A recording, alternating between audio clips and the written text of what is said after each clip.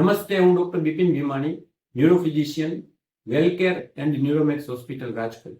હું આપને એપિલેપ્સી વિશે ઇન્ફોર્મેશન આપીશ. એપિલેપ્સી કે જેને ગુજરાતીમાં તાણ, વાય, ખેંચ કે આંચકીના નામે ઓળખવામાં આવે છે, એ એક મગજનો રોગ છે જેને હિન્દીમાં મિર્ગી અને ઇંગ્લિશમાં એપિલેપ્સી અથવા સીઝર કે કન્વલ્ઝનના નામે પણ ઓળખવામાં આવે છે. એમાં એકી સાથે મગજમાં અચાનક વધારે તરંગો ઉત્પન્ન થાય તો આંચકી આવતી હોય છે. એના અનેક કારણો હોય છે, અલગ અલગ કારણો હોય છે અને એના અમુક લક્ષણો હોય છે, જે લક્ષણોની આપણે સૌથી પહેલા ચર્ચા કરીશું.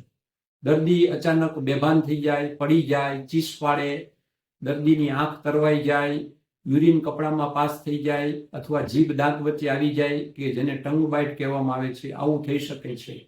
ક્યારેક આંચકી ડ્રામેટિક એટલે કે મોટી નથી હોતી, પણ સૂક્ષ્મ હોય છે, એટલે કે નાની આંચકી હોય છે, જેમાં દર્દી અમુક સમય માટે તાકી રહે, એકી ટસે જોઈ રહે, બોલવાનું બંધ કરી દે, અવાચક થઈ જાય અથવા આડાવડું બોલવા માંડે ને આપણે એને કોઈ પ્રશ્ન પૂછીએ તો જવાબ ના આપે, જે 15 સેકન્ડથી માંડી 45 સેકન્ડ સુધી રહે, તો આવી આંચકીને નાની કે સૂક્ષ્મ આંચકી અથવા કોમ્પ્લેક્સ પાર્શિયલ સીઝર કહી શકાય.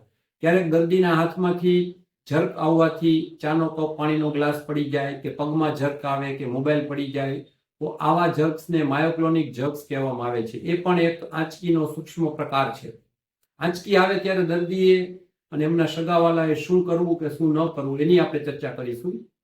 સૌ પ્રથમ તો રિલેટિવ, સગાવાલા, કલીગ્સ બધાય સ્વસ્થ રહેવું, મોઢામાં ફોર્સફુલી કઈ વસ્તુ મૂકવી નહીં, પાણી કે દવા આપવી નહીં, ચમચી, વેલણ કે આંગળા પણ નાખવા નહીં. જો દર્દીએ ચુસ્ત કપડાં પહેરેલા હોય, ટાઈ પહેરેલી હોય તો એને ઢીલી કરી શકાય. જો દર્દીનું માથું ફર્શ સાથે અથડાતું હોય તો પીલો મૂકી શકાય.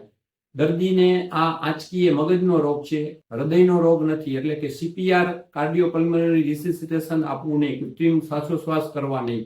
દર્દીને આંચકી આવતી હોય ત્યારે કેટલી વાર સુધી આંચકી ચાલે છે એની નોંધ કરી શકાય, ટાઈમ રેકોર્ડ કરી શકાય અથવા વિડીયો રેકોર્ડિંગ પણ કરી શકાય. પ્રાથમિક સારવાર તરીકે નાકની અંદર બંને નસકોરામાં મિડાઝોલામ નામનો સ્પ્રે પણ આપી શકાય કે જેથી દર્દીને આંચકી અટકાવી શકાય. દર્દીએ પોતે શું ધ્યાન રાખવું? દર્દીએ નિયમિત દવા લેવી જોઈએ, ઉજાગરા ન કરવા જોઈએ, નિયમિત 7 કલાકની ઊંઘ લેવી જોઈએ, વ્યસન ન કરવા, દવામાં કોઈ પણ જાતનો ડોક્ટરને પૂછ્યા વગર ફેરફાર ન કરવો જોઈએ. ડ્રાઇવિંગ કે સ્વિમિંગ જ્યાં સુધી આંચકી સંપૂર્ણપણે કંટ્રોલ ન થાય ત્યાં સુધી કરવું જોઈએ નહીં. અને જોખમી જે પરિસ્થિતિ હોય જેમ કે અતિશય ઊંચાઈ, આગ, ઊંડાઈ, તેનાથી પણ દૂર રહેવું જોઈએ. Thank you. આભાર.